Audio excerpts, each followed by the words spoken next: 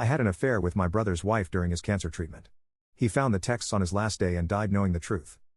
I screwed my brother's wife while he was dying. He found out 23 hours before his heart stopped. That's how long he had to process it. 23 hours of reading our texts, seeing the photos, understanding that while he was vomiting blood from chemo, I was inside his wife in his bed. I'm not asking for your forgiveness. I don't deserve to breathe the same air as decent people. But I'm going to tell you exactly what I did, because maybe if one person reads this and stops before they cross that line, David's suffering will mean something. This is what it looks like to become the villain in your own life story. March 15, 2019. That's the day my brother David got the diagnosis. Stage 4 pancreatic cancer. The doctor said 6 months, maybe 8 with aggressive treatment. David was 38 years old. He'd never smoked, barely drank, ran marathons. None of it mattered. I was 35. Single. Working as a software engineer in the same city. When David called me from the hospital parking lot, I could hear him trying not to cry. "Jason, I need you." I took a leave of absence that afternoon. Packed a bag. Moved into their guest room that same night. Hero brother, right? That's what everyone thought. Rachel met me at the door. David's wife of 9 years. She'd been crying so hard her face was swollen. She fell into my arms. "Thank God you're here. I can't do this alone." Her body pressed against mine. I felt her heartbeat. Her breath on my neck. That's the moment. That's when it started. Not with a kiss. Not with sex. With a feeling I should have killed immediately. I felt wanted. David and Rachel had 2 kids. Emma, 7 years old, obsessed with drawing horses. Jake, 5, who carried a stuffed dinosaur everywhere. Perfect kids. The kind that make you believe the world isn't completely screwed. The first week, I was actually helpful. I drove David to appointments. Researched treatment options. Played with the kids while Rachel worked. Made dinner. Did laundry. All the shit a good brother does. David pulled me aside on day 8. "Jason, I need to tell you something." His voice was already weaker. "The cancer was fast. If I don't make it, I need you to promise me you'll take care of them. Rachel, Emma, Jake. Promise me they won't be alone." I looked my brother in his terrified eyes and promised. He hugged me. Started crying. "You're the best brother in the world. I don't know what I'd do without you." I hugged him back and felt nothing but my own screwed ego inflating. Week 3, Rachel broke down in the kitchen at 1 a.m. I'd come downstairs for water. She was sitting in the dark, sobbing so hard she was shaking. I sat next to her. Put my arm around her shoulders. "He's dying," she whispered. "My husband is dying and I can't stop it. I'm going to be 36 years old and alone with 2 kids and I don't know how to do this." "You're not alone. I'm here." She looked at me. Her eyes were red and desperate and searching for anything that didn't feel like death. "Promise me you won't leave too." "I promise." She leaned her head on my shoulder. We sat like that for 20 minutes. My dick was hard the entire time. I'm not blaming biology. I'm telling you the truth. My brother was upstairs dying, his wife was breaking down, and all I could think about was how soft her hair smelled and how long it had been since anyone needed me like this. Week 5, David started sleeping 16 hours a day. The chemo was brutal. He'd wake up, vomit, take more pills, sleep again. When he was awake, he was in so much pain he could barely speak. Rachel and I started eating dinner alone after the kids went to bed. We'd talk about everything except David. Her childhood. My failed relationships. Movies. Music. Anything to pretend we weren't in a house where someone was slowly dissolving. She laughed at my jokes. Actually laughed. I hadn't heard that sound in weeks. I made her laugh again. And again. Because it felt like winning. Week 7, I kissed her. David was in the hospital overnight for fluids. Rachel had just put the kids to bed. We were cleaning up dinner. She was washing dishes. I was drying. She said something about being grateful I was there. About how she didn't think she could survive this without me. I turned her around. Looked at her. Saw every wall crumbling in real time. And I kissed her. She kissed back. We screwed on the kitchen counter. Hard. Desperate. The kind of sex that has nothing to do with love and everything to do with feeling alive when death is in the next room. When we finished, she started crying. "We can't do this again." "I know." We did it again the next night. And the night after that. And every chance we got for the next 4 months. I'm not going to lie and say it felt wrong. It felt incredible. It felt like I'd won something my perfect older brother couldn't have. Like for once in my life, I wasn't living in David's shadow. Every time Rachel texted, "Can you come over?" Every time she touched my hand when David wasn't looking, every time we snuck away while he slept upstairs, I felt powerful. I was a screwed monster, and I loved every second of it. We got sloppy. Started texting constantly. Sending photos. Planning when we could be alone. She saved my number as Plumber. I saved hers as Jim from Jim. We thought we were so screwed smart. Week 18, David could barely get out of bed. Hospice had started. A nurse came every day. The kids knew Daddy was dying soon. Emma drew a picture of heaven and asked if Daddy would like it there. Jake stopped talking almost completely. And I was screwed their mother in the basement while they watched cartoons upstairs. Rachel would sit with David for hours, holding his hand, reading to him, telling him she loved him. Then she'd come downstairs and meet me in the garage. I'd help David to the bathroom because he was too weak to walk alone. He'd thank me, tears in his eyes, grateful his little brother was sacrificing so much. Then I'd text his wife about how I couldn't wait to taste her again. David talked about me constantly in those final weeks. Jason's my hero, he told the hospice nurse. Best brother in the world. You're lucky, he told Rachel one afternoon when I brought him water. After I'm gone, you'll have Jason. He'll take care of you. I can die knowing you're not alone. She squeezed his hand and said, I know. Then she squeezed my hand under the table where he couldn't see. November 3, 2019. The day everything exploded. I was at my apartment when my phone rang. Rachel. Screaming. He knows. Oh my God, Jason, he knows everything. My blood turned to ice. What happened? He asked for my phone. Wanted to see photos of Jake's birthday last week. I just handed it to him. I forgot about this morning's texts. That morning, I'd sent, last night was unbelievable. I need you again. I love you so screwed much. She'd replied, I can't stop thinking about you. I hate that I love this. I love you too. David read that message. Then he scrolled back. And back. And back. 4 months of messages. Everything. Plans. Photos. Explicit details about what we'd done in his house, in his bed, while he was dying 20 feet away. He read every single word. Rachel said he didn't scream. Didn't throw the phone. Just read in complete silence for 37 minutes while she stood frozen, watching her dying husband absorb the full scale of our betrayal. Then he handed the phone back. Get out of my room. His voice was calm. Steady. Terrifying. David, please. Get out. I broke traffic laws getting there. Ran through the front door. Sprinted upstairs. The hospice nurse had left for lunch. We were alone. David was propped up in bed. He'd lost 70 pounds. His skin was gray. His eyes were sunken. But when he looked at me, those eyes were sharp. Clear. Completely aware. David. Don't. His voice was barely a whisper, but it cut like a blade. Don't say my name. You don't get to say my name anymore. Please, let me explain. Explain what? How you've been screwed my wife while I've been dying. How you promised to take care of my family after I'm gone but couldn't wait until I'm actually dead. Tears were streaming down his skeletal face. I read everything, Jason. Every text. Every plan. Every time you two talked about how hard it was to pretend around me. Messages you sent 10 minutes after leaving my bedside. Photos you took in my bed. I couldn't speak. Couldn't move. Couldn't do anything but stand there and watch my brother die a second death. Do you know what the worst part is? His voice cracked. It's not that you betrayed me. People betray each other every day. It's that you made me die believing I had someone. That my family would be protected. That my little brother loved me. I do love you. Stop. He tried to yell but started coughing violently. Blood spattered on his hand. When he could breathe again, he continued.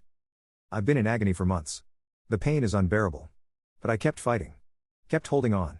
You know why? Because I thought I was leaving them with you. I thought my kids would have their uncle. I thought Rachel would have someone to lean on. I thought I could die in peace knowing they weren't alone. His whole body was shaking. But you weren't planning to take care of them after I died. You were already taking what you wanted while I was still breathing. David, I'm sorry. You're not sorry. You're caught. There's a difference. He closed his eyes. Get out of my house. Don't come to my funeral. Don't ever contact Rachel or my children again. You're not my brother anymore. You're just the man who made sure I died knowing that everyone I loved betrayed me. You can't mean. I have maybe 2 days left to live. Maybe less. And I'm going to spend them knowing that the person I loved most in the world destroyed me when I was too weak to fight back. His eyes opened. Met mine one final time. Get the mess out before I use my last breath to make sure everyone knows what you are. I stood there. Broken. Wanting to fall on my knees. Wanting to somehow undo everything. But time doesn't work that way. I walked out. David died the next morning at 6:23 a.m. 23 hours after he found out. 23 hours of dying with a broken heart. Rachel called me, hysterical. He's gone. I didn't go.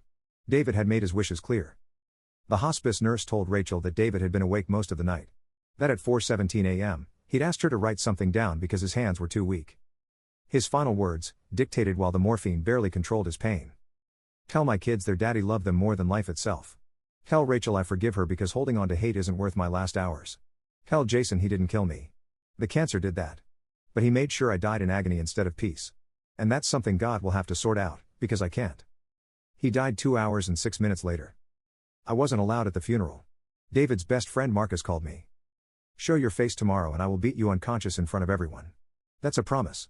David's last wish was that you stay away. We're honoring it. I drove there anyway. Parked 4 blocks away. Watched from behind a tree line. The crowd was massive. David had been loved. Really loved.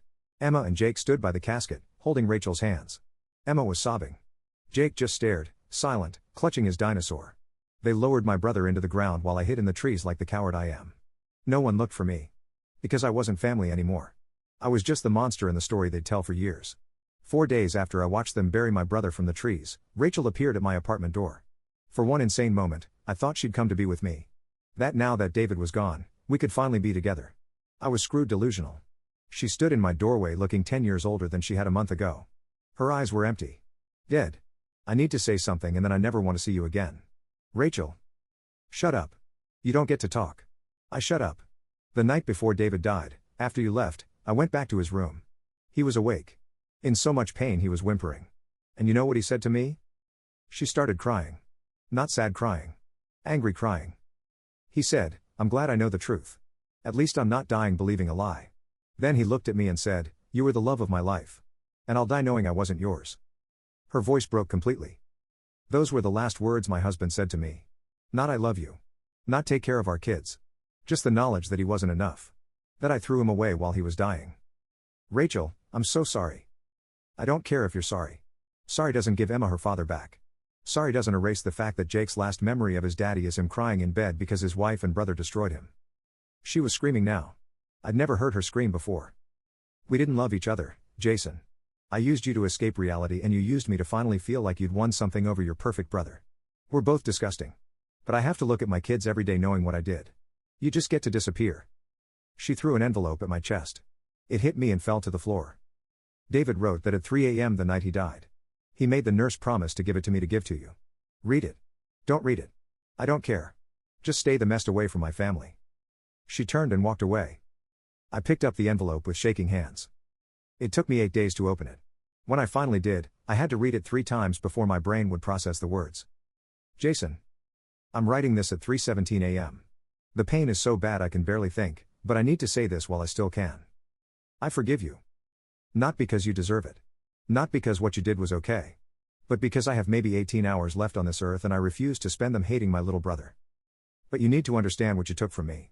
You didn't just sleep with my wife. You didn't just betray my trust. You destroyed the one thing I needed to die in peace. I spent 9 months fighting this cancer. 9 months of agony. Vomiting blood. Losing my body piece by piece. Knowing I'd never see my kids graduate or get married or have children.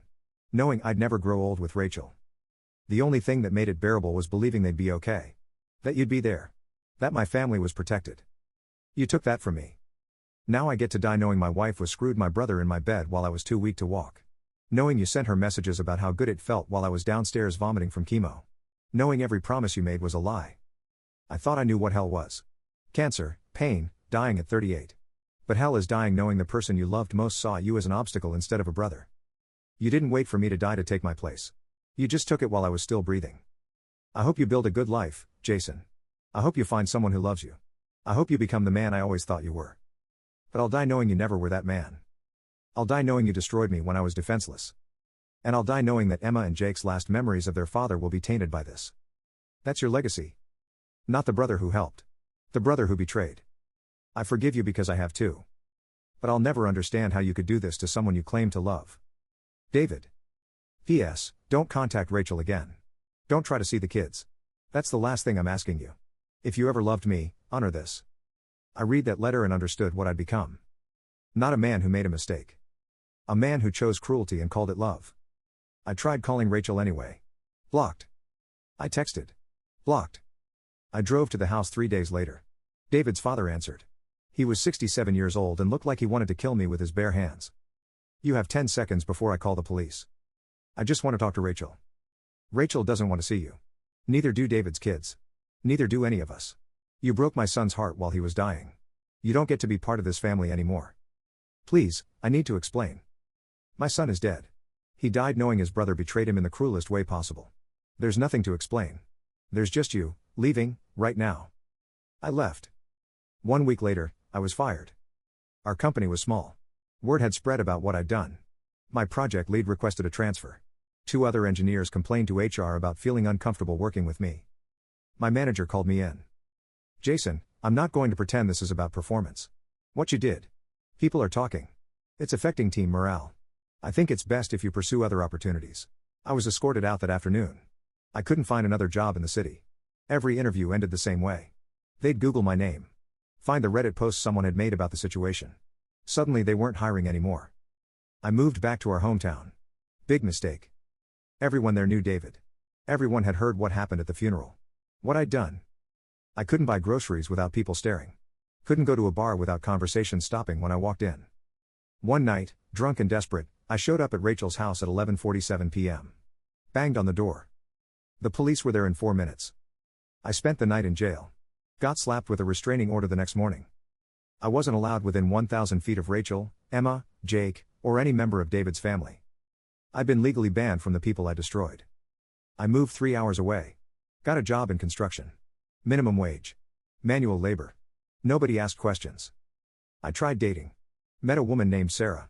Told her I had a brother who died but left out the details. 4 months in, she asked why I never talked about him. I broke down and told her everything. She left that night. Texted me the next day, I can't be with someone who could do that to their own brother. Don't contact me again. After that, I stopped trying. 1 year after David died, I saw Rachel's Facebook post. Her privacy settings had changed. She'd made it public. A photo of Emma and Jake at the park. Both smiling despite everything. Caption, 1 year without their daddy. We miss him every single day. But we're finding joy again because David would want that for his babies. He loved them so much. 427 comments. All support. All love. People sharing memories of David. I wasn't mentioned once. I've been erased from the family history. Like I never existed. 2 years later, Rachel got remarried. His name was Tom. Good guy from the photos. Steady job. Kind eyes. The wedding pictures showed him playing with Emma and Jake, all 3 of them laughing. They looked like a family. A real family. Rachel looked happy. Actually happy. Not the desperate, broken happiness she'd fake with me. I felt nothing. Just emptiness. Just recognition that she'd moved on to something real while I stayed frozen in the moment I destroyed everything. 3 years after David died, Emma posted on Instagram. She was 10. A drawing of her dad. Caption, I miss you daddy. Tom is nice but I wish you were here. Emma barely remembered David now. Her memories were fading. Being replaced by Tom. By a stepfather who actually deserved the title. David had been erased from his own daughter's mind. And I had made that happen. 5 years later, I saw Jake's middle school graduation photo. He was 13. Looked just like David. Tom was in the photo, arm around Jake's shoulders. Rachel on the other side. Emma next to them. They looked complete. David wasn't mentioned in the caption. I drove to David's grave last month. November 3rd. 5-year anniversary of the day he found out. Fresh flowers were there. Photos of Emma and Jake, current ones. A small note from Rachel, we still love you. We still miss you. But we're okay now. You'd be proud of them. The headstone read, David Michael Bennett. Beloved husband, father, and son. Forever in our hearts. They'd removed brother. I stood there for 3 hours. Wanting to apologize to a piece of stone. Wanting to explain to a dead man who couldn't hear me anyway. But there was nothing to say. I go to therapy twice a week now. My therapist says I have complex grief and unprocessed trauma. But I'm not traumatized. I'm guilty. Trauma is what happens to you. Guilt is what you earn. I earned every sleepless night. Every lonely meal. Every birthday I spend alone. Every holiday where nobody calls. I'm 43 years old. I work construction. I live in a studio apartment. I have no family. No real friends. No one who loves me. This is my life. This is what I deserve. David died 5 years ago knowing his brother destroyed him.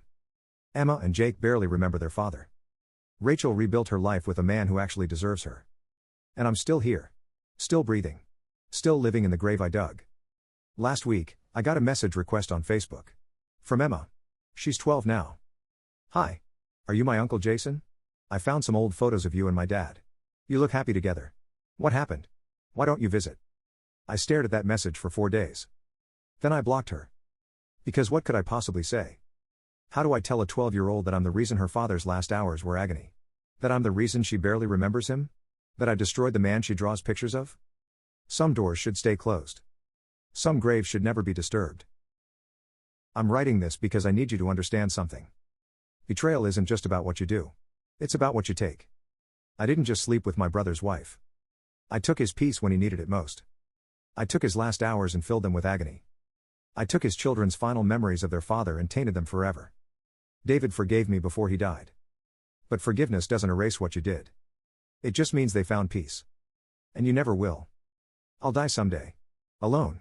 Unmourned. And maybe that's justice. But David died 5 years ago surrounded by love, knowing he'd been betrayed. And I'm the reason. If you're standing at that edge, thinking about crossing that line, stop. Because you can't come back. And the people you destroy don't get to come back either. I'm 43 years old and I'm already dead. I just haven't stopped breathing yet.